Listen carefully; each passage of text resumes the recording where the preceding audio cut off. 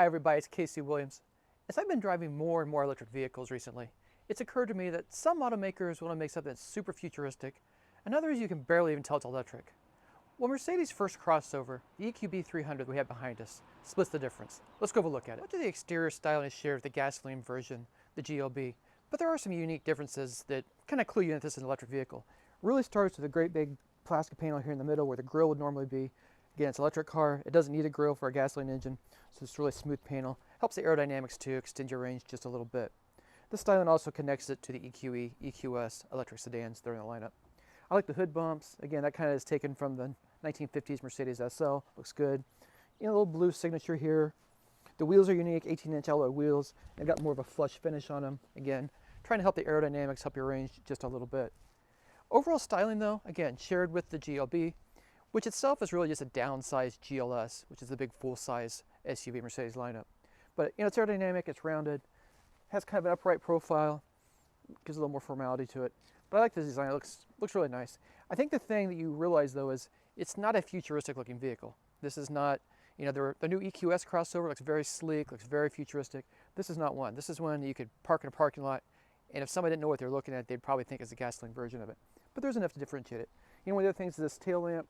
This is kind of the wide light bar that Mercedes is using for the electric vehicles to differentiate a little bit. I like that. Power hatch. All the batteries are down low in the chassis, and it gives you quite a bit of space inside. You know, the seats fold down. You've got the ski pass-through. You can fold down the middle armrest just to give you the length there. But for a compact crossover, quite a bit of space back here. Interior is another area where Mercedes, you know, gave you some nice design cues that let you know this car's a little bit special, but also connected it to the rest of their lineup. And it really starts, you know, with the twin screen arrangement here in the dashboard. A lot of other automakers have actually copied this design because it works out really well, but it was actually taken from the last generation S-Class. That's when I first debuted Mercedes. But I like it a lot. You know, gauges are clear, they're really nicely colored. You got a touch screen here, swipe screen, so you can go through all the infotainment functions here, navigation, audio, your music players, all the trip computers, all that stuff is all here. If you are one who likes to use a mouse pad or a joy wheel, you can do that down here with this pad. But again, I think this is just kind of annoying. I just prefer to do it up here. This does have Apple CarPlay, Android Auto, easy to connect all your devices. It's got dual zone automatic climate control. And it just, again, I think everything just looks good. But back to the design, you know, this has the AMG line steering wheel, nice thick leather wrap steering wheel with a flat bottom on it, very sporty. I like the pixelated, it's a little hard to see here in the light, but it's like this pixelated light here in the dashboard. That's really kind of cool. Got purple lighting in the air vents as well, and you can change the colors a little bit. But you know, those of you who are Mercedes enthusiasts from way back will also recognize that these round air vents really are taken from the 1980s Mercedes SL. It's kind of a connection back to those vehicles as well. But I really like everything else in it too. I think lots of storage space, very nicely done, and it's very well equipped with safety features. So it has forward collision alert with auto brake, lane keep assist, blind spot warning, rear cross path detection. The one thing this vehicle does not have that I think it should have, especially at this price, and given the fact you're trying to optimize range with an electric vehicle, it does not have adaptive cruise control. So again, I think that's something they should add to it.